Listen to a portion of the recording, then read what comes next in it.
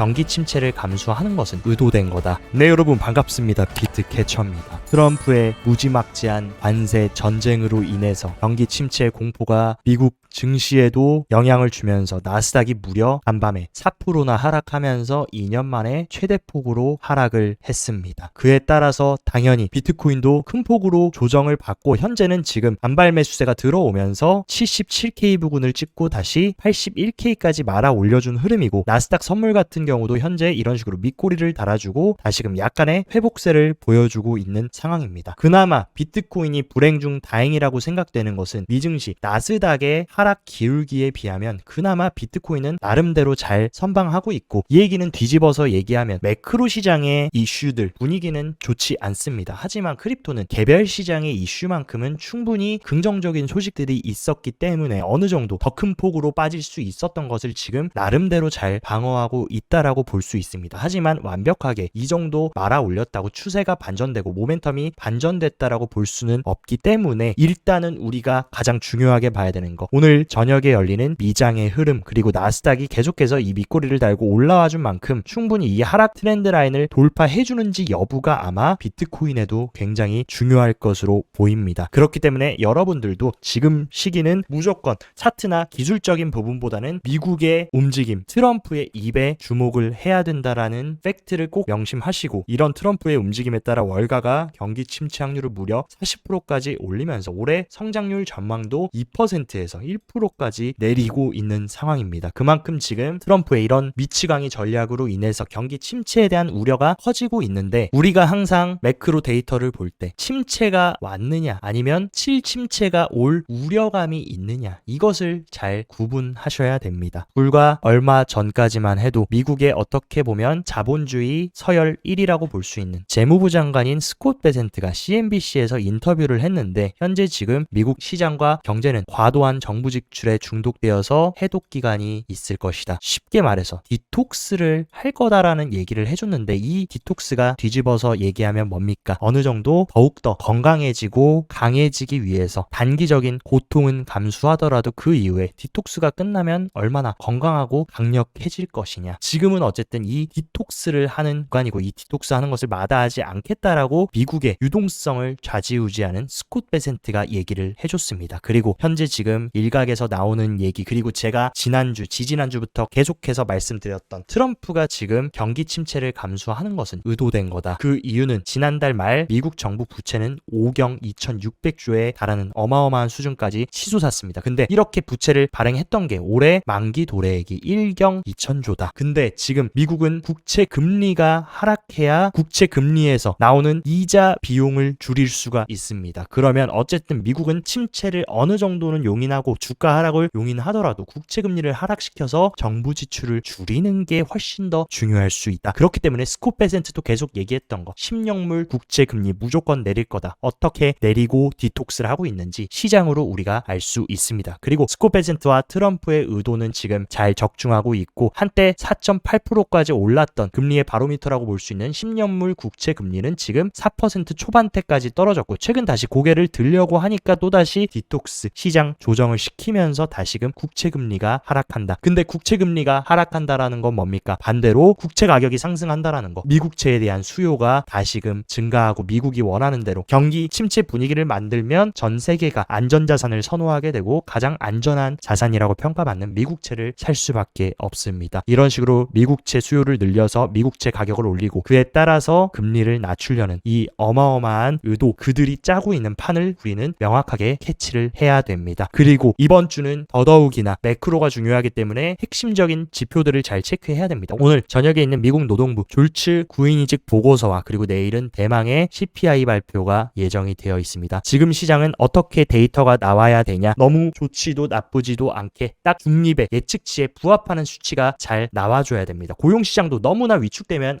진짜 경기 침체구나 라고 하면서 시장의 공포심리가 가중될 수 있고, 물가도 안정되는 건 좋은데 너무 큰 폭으로 물가가 하락해버리면 미국의 미국의 소비 수요가 크게 감소하고 침체로 들어가는구나, 이런 불안감을 가중시킬 수 있기 때문에 가장 베스트 시나리오는 예측치 컨센에 딱 부합하는 고용시장과 CPI가 나와줘야 된다라는 거. 그렇게 나와준다라고 하면 어느 정도 최근에 공포심리와 큰 폭의 조정이 회복되는 분위기를 보여줄 수 있을 것 같습니다. 그리고 어쨌든 간에 경기 침체가 오고 경기가 위축되면 누가 나서야 됩니까? 연준이 나서야 된다. 연준은 물가를 잡는 역할도 있지만 경기가 위축됐을 때 경기를 부양해야 될 임무도 가지고 있습니다. 미국 증시가 이런 식으로 엄청난 패닉셀을 통해서 조정장에 진입하니까 연준이 지금 다시금 5월달 금리 인하론이 고개를 들고 있는 상황입니다. 실제로 CME 페드워치 같은 경우는 5월달 FOMC에서 금리 인하 확률이 불과 지난달만 해도 20%로 거의 금리 인하 없을 거다라는 컨센이 지배적이었는데, 이런 경기 침체 우려로 인해서 5월달 금리 인하 확률이 무려 44%까지 상승을 했습니다. 이런 분위기가 가속화되면 결국에 연준은 금리를 내리면서 시장을 부양할 수밖에 없고, 금리를 내려주면 정확하게 트럼프와 스콧 베센트가 원했던 10년물 국채금리를 내리는 쪽을 조금 더 가속화시켜줄 수 있는 그들의 시나리오대로 지금 시장이 펼쳐지고 있습니다. 그리고 스카이브리지 캐피털의 앤서니 폼플리아노도 같은 얘기를 해줬다. 트럼프는 지금 금리 인하 위에서 시장 불확실성을 조성하는 거다. 금리 인하를 통해서 본인들이 상환할, 그리고 다시금 부채 발행할 때 낮은 금리로 발행을 해서 이자 부담을 확실히 줄이면서 미국의 재정 지출, 부채를 줄이려는 그런 계획이 가장 급선무라고 생각됩니다. 그리고 파월이 금리를 내려줌과 동시에 지난 FOMC 의사록에서 어떤 발언도 나왔습니까? 연준의 위원들은 의사록에서 QT를 일시 중단할 수 있는 가능성을 언급했고, 의사록에 따르면 1월 FOMC에서 부채 한도 문제가 해결될 때까지 대차 대조표 축소 양적 긴축 QT를 일시 중단하거나 속도를 늦추는 방안이 논의됐다. QT를 중단한다라는 거 결국에 유동성을 공급하는 효과와 같다. 그리고 어쨌든 미국은 이제 부채 한도 협상을 또 해야 됩니다. 그 전까지 어느 정도 연준이 도와주는 그림, 심지어 이런 식으로 매크로 시장도 흔들리고 미국 주식 시장도 흔들리고 있기 때문에 저는 충분히 파월이 나서줄 수 있는 시기가 지금이 아닌가라는 생각을 합니다. 그리고 최근 70K까지 조정할 거다라는 전망을 제시했고 정확하게 맞췄던 아서 헤이즈가 추가적인 발언을 해줬습니다. 인내심을 가져라. 비트코인은 충분히 7만 달러까지는 하락할 수 있다. 하지만 우리는 110K에서 36% 조정, 강세장에는 이러한 조정 숱하게 많다. 정상이다. 그리고 미국의 S&P 500과 나스닥이 큰 폭으로 하락한다면 그때 연준과 전 세계 핵심적인 중앙은행 모두가 양적 완화 정책을 펼쳐가지고 다시 유동성을 공급해줄 거다라고 하면서 침체가 오면 연준이 나서줄 것을 언급했고, 그리고 돈나머니, 캐시우드 또한 현재 시장은 경기 침체의 마지막 구간, 할인 시기고, 이는 트럼프 행정부와 파월 연준이 투자자들의 예상보다 훨씬 더 많은 자유도를 부여하여 올해 하반기에 미국 경제가 디플레이션 호황을 맞이할 수 있도록 준비할 거다. 인플레이션 확실하게 잡아버리면서 그 다음 다시금 유동성 공급해가지고 시장을 끌어올리는 그런 그림으로 가기 전 마지막 세일관임을 캐시우드도 언급을 해주고 있습니다.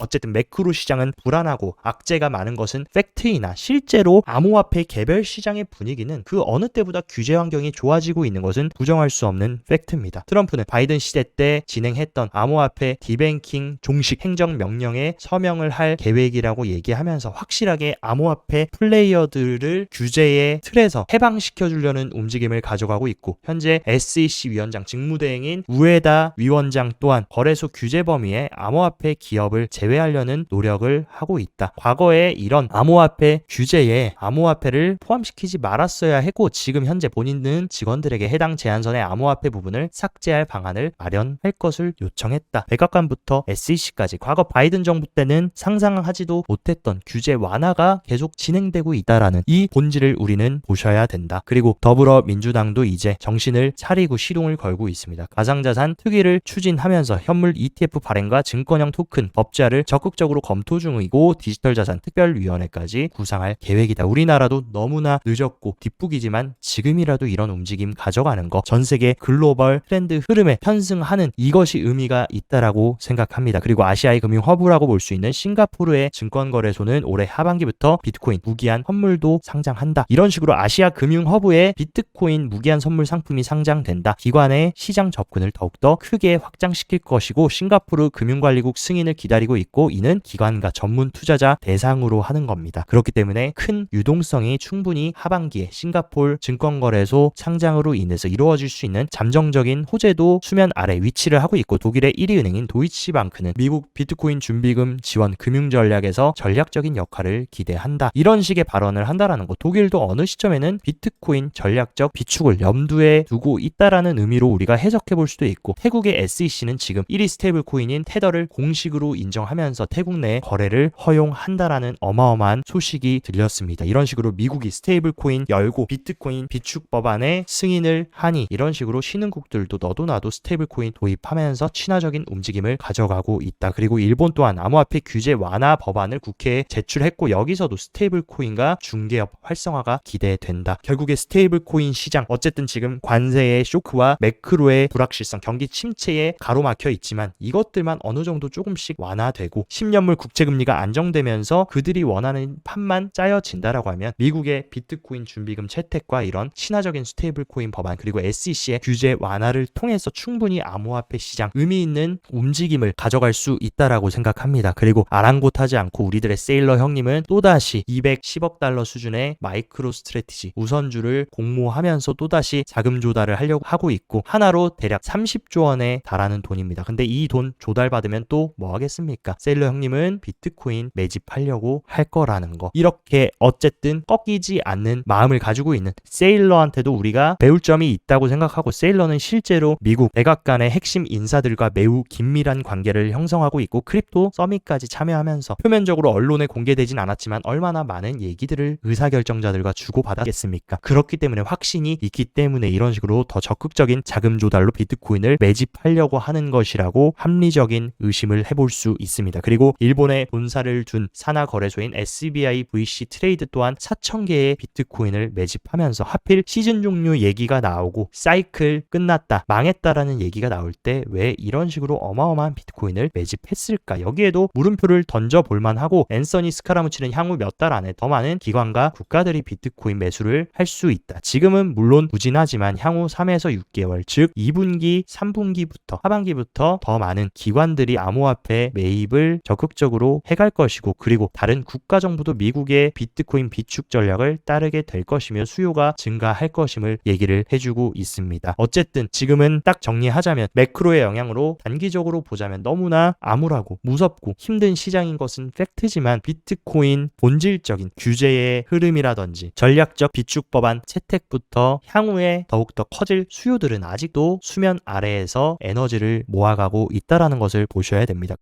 몇 가지 온체인 데이터의 흐름을 한번 체크를 해보면 비트코인 시즌 종료에 대한 언급들이 소셜의 언급들이 그 어느 때보다 높게 올라가고 있는 상황입니다. 과거에도 이런 식으로 비트코인이 큰 폭으로 조정을 받았던 이런 구간에 시즌 종료에 대한 소셜 언급이 굉장히 많이 터져 나왔었는데 그 시기를 잘 지나고 나면 언제나 비트코인이 의미 있는 상승을 했었다는 거. 지금 자리도 어마어마한 공포가 사로잡고 있지만 절대로 이대로 시장이 끝나고 사이클이 종료되는 것이 아닌 좋은 기회들이 우리의 옆에 도사리고 있다라는 것을 보셔야 됩니다. 그리고 실제 선물 시장은 완전히 디톡스가 됐고 청소가 된 상황입니다. 지금 선물 시장의 레버리지 비율 변화를 보면 이런 식으로 비트코인이 큰 폭으로 조정을 받음과 동시에 레버리지 비율이 완전히 정리가 됐다. 지금 미국 재무부 장관은 경제 디톡스와 함께 암호화폐 시장의 디톡스도 같이 시켜버렸고 실제로 이번 조정으로 인해서 어마어마한 비트코인과 이더리움 청산이 이루어졌습니다. 지금 이번 사이클을 시작하면서 어떻게 보면 가장 많은 청산이 이루어졌고 청산이 이루어졌다라는 거, 개미들을 완전히 정리시키고 털어버렸다. 이제 몸이 가벼워졌기 때문에 그들이 원하는 가격에 와서 물량을 잘 받아먹고 다시금 가격을 쉽게 띄울 수 있는 준비를 지금 마쳤다라고 해석할 수 있습니다. 그리고 또 재밌는 사실은 1위 거래소인 바이낸스에서 시장가 매수의 움직임이 굉장히 재밌는데 비트코인이 최근 80K까지 조정을 받았을 때는 같이 시장가 매도가 엄청나게 나오면서 패닉셀을 유발했습니다. 근데 이번에 살짝 올려주면서 추가적으로 80K를 깨고 하락했을 때는 오히려 시장가 매수가 들어왔다라는 거. 그 누군가는 이 패닉셀을 한 번 더 만들면서 밑에서 시장가로 호가를 긁으면서 매집을 했다라는 것을 바이낸스 시장가 볼륨 데이터에서 우리가 체크를 해볼 수 있고 더욱더 수상한 점은 비트코인 가격이 조정을 받음에 따라 거래소가 보유하고 있는 비트코인 보유 물량도 어마어마하게 줄어들었다. 이 얘기는 뒤집어서 얘기하면 기관이나 고래들은 보통 거래소에서 비트코인을 사가지고 본인의 수탁 지갑이나 아니면 개인 개인 지갑으로 이동하면서 매집을 합니다. 지금 이런 식으로 거래소에서 비트코인이 빠져나갔다라는 것은 기관과 고래들의 대형 매집이 이번 조정에서 이루어졌다라는 것을 미루어 볼 수 있고, 그리고 단기적인 차트 흐름도 체크를 해보자면 제가 지속적으로 강조드렸던 DCA 매집 구간의 마지노선 77K를 지금 잘 지지하면서 어쨌든 약간의 회복세를 보여주고 있는 상황입니다. 일단은 우리가 확실하게 상방으로 전환됐다라고 보기는 어렵지만 이런 식으로 상승 다이버전스를 그려주면서 장대 양봉을 보여줬고, 거래량도 어느 정도 붙어준 만큼 충분히 이 반등은 의미가 깊다라고 생각합니다. 하지만 우리가 넘어야 될 산들은 너무나 많다. 지금 상단에는 이동평균선들이 다 지금 저항으로 작용하고 있고, 일단 우리가 넘어야 될 산은 이 하얀색 200일 이동평균선입니다. 가장 강력한 지지와 저항 역할을 하는 200일 이동평균선 위로 확실히 안착을 해주는 것이 중요하고, 이 하방 트렌드 라인을 확실히 돌파해줘야 된다. 그 전까지는 우리가 안심하기는 이르고, 앞으로는 미국의 데이터와 그리고 트럼프의 정책 방향에 따라서 비트코인 가격도 따라갈 것이기 때문에 언제나 예의주시하면서 매크로 흐름을 잘 지켜보셨으면 좋겠습니다. 그리고 오랜만에 파이어 차트도 한번 체크를 해보자면 일단 상단에는 87K 부근에 아주 강력한 매도벽이 위치하고 있고, 하단으로는 75K의 매수벽이 위치를 하고 있습니다. 만약에 이 자리에서 말아 올리지 못하고 추가 조정을 받는다라고 하면 충분히 75K를 한 번 더 시도해 줄 수 있는 자리고 아주 강력한 지지 구간이 될 것이라고 생각합니다. 그리고 한 가지 아쉬운 부분은 비트코인이 고개를 들어줬음에도 실제 호가상으로 가장 큰 고래인 갈색고래와 보라고래들은 아직도 약간의 눈치 보기를 지속하고 있는 만큼 이 갈색고래와 보라고래들이 다시금 시장에 진입하는 시점도 여러분들이 체크하시면 좋을 것 같습니다. 그리고 청산맵 같은 경우는 이런 식으로 비트코인이 큰 폭으로 조정을 받음에 따라 롱이 완전히 깔끔하게 정리가 됐고, 반대로 지금 숏 물량이 어마어마하게 쌓여가고 있습니다. 하지만 현재 지금 매크로의 경제 분위기를 봤을 때는 선물 시장에서 선물 세력들이 더욱더 악랄하게 이 얼마 남지 않은 롱 물량까지 75K까지 정리하면서 완전히 디톡스를 시키고 나서 상방으로 운전을 해줄 수 있기 때문에 이런 변동성에 대해서도 열어두시고, 현재만 놓고 보자면 지금 가격을 조금 더 올리면서 81K와 2K에 있는 숏 물량을 정리시키는 무빙도 충분히 단기적으로는 가져갈 수 있기 때문에 위아래 큰 변동성은 염두를 하시고 여러분들이 DCA를 하시고 추가 매집을 하시더라도 하방으로 75K 정도까지는 열어놓으시고 계획을 잘 세우시는 게 좋을 것 같습니다. 하지만 언제나 중요한 지지와 저항 역할을 했던 200일 이동평균선을 이번 사이클 15K에서 108K를 찍는 동안에 이 구간에 근접했을 때는 언제나 시간이 지나고 나면 굉장히 좋은 눌림목 구간이었습니다. 지금 자리도 물론 200일 이동평균선을 지금 이탈하고 충분히 이 구간에서 흔들어줄 수는 있지만, 여러분들이 이 200일 이동평균선 부근에 있는 구간에 DCA 전략을 잘 세운다면 이번 사이클이 끝나지 않았다라는 가정하에 분명히 좋은 세일 기간이라고 생각합니다. 그리고 언제나 경기 침체를 동반하는 데이터는 ISM, PMI, 제조업 구매관리자 지수가 이런 식으로 수직 하강을 할 때 그 이후에 이 회색 리세션이 왔습니다. 근데 지금 자리는 뭐냐? ISM이 2022년도부터 23년까지 큰 폭으로 하락했지만 이런 식으로 쌍바닥을 찍고 다시 이제는 상승하는 흐름으로 가고 있다. ISM 제조업 구매관리자 지수가 상승한다라는 거, 경기가 침체의 국면보다는 확장 국면에 들어와 있다라는 것이고, 우리가 침체 우려를 하는 것과 실제 침체가 온 것은 다릅니다. 지금은 확실히 침체가 왔다라기보다는 트럼프의 이런 미치광이 전략, 예측 불허의 전략 때문에 우려감이 커지고 있는 것이기 때문에 심리가 오히려 주가에 영향을 미친 거지 본질적인 펀더멘탈이 영향을 미친 것은 아니라는 것을 꼭 명심하셔야 됩니다. 그리고 언제나 비트코인의 불변의 격언, 가까이서 보면 폭락 같지만 멀리서 보면 우상향이었다. 비트코인이 지금까지 세상에 나온 이후에 2025년까지 비트코인이 1달러부터 10만 달러를 가는 동안 이런 식으로 80%가 넘는 조정도 숱하게 있었습니다. 지금 조정은 해봐야 30% 정도권인데 이러한 조정은 상승장 내에서도 숱하게 많았고, 비트코인은 이러한 엄청난 변동성을 가지고 여기까지 올라온 자산입니다. 물론 지금은 시즌이 끝난 것 같고 이대로 사이클이 종료될 것만 같은 두려움이 있겠지만, 여러분이 생각하는 것만큼 비트코인은 약하지 않습니다. 이 어마어마한 폭락을 견디고 여기까지 올라왔고, 미국의 전략적 비축 자산이 비트코인이라는 거 쉽게 죽지 않는다라는 사실 꼭 명심하셨으면 좋겠습니다. 오늘 영상도 시청 진심으로 감사드리고, 영상 도움되셨다 하시면 좋아요, 구독 눌러주시고, 더 자세한 투자 전략 궁금하다 하시면 영상 하단 고정 댓글에 제가 운영하는 크립토 시황방 활짝 열어놨으니까 이쪽에서 시황도 체킹하시면서 성공적인 크립토 투자 이행해 나가시기 바랍니다. 오늘도 시청 진심으로 감사드리고 여기까지 비트캐쳐였습니다.